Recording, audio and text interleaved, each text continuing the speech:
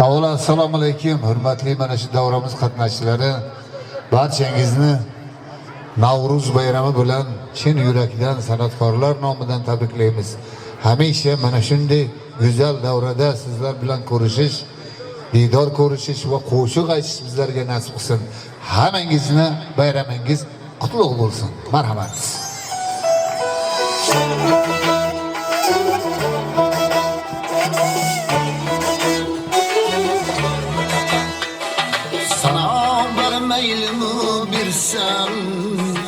Savol bir dona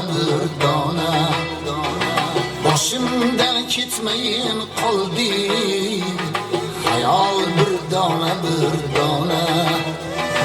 sana bermaylimi bersam, savol bir dona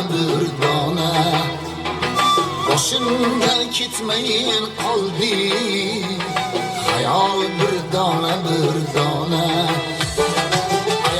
sen şunşeler canı ağam, ati küydülme candırsam.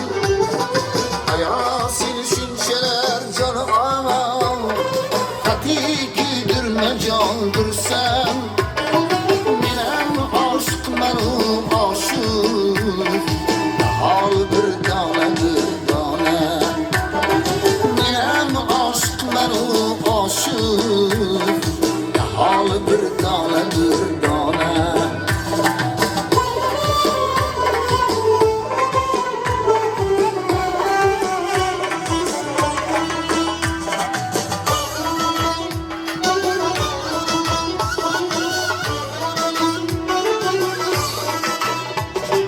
cefa çekuzların dikbar, mekin alemde bir yıldız.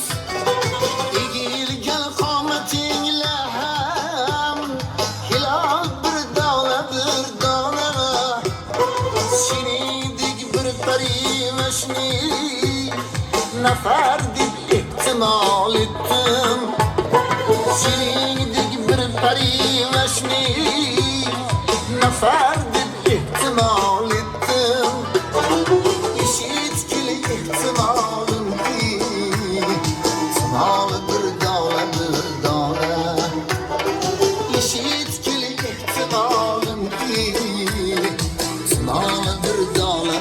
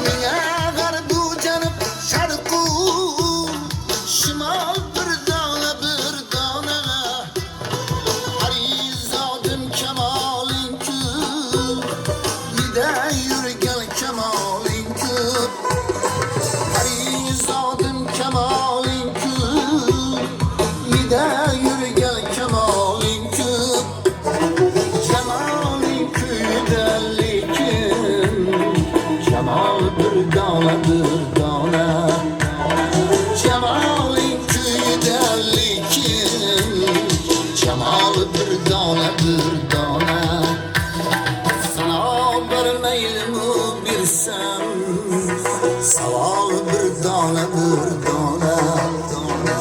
başımdan ketmeyin qoldi, hayol bir dana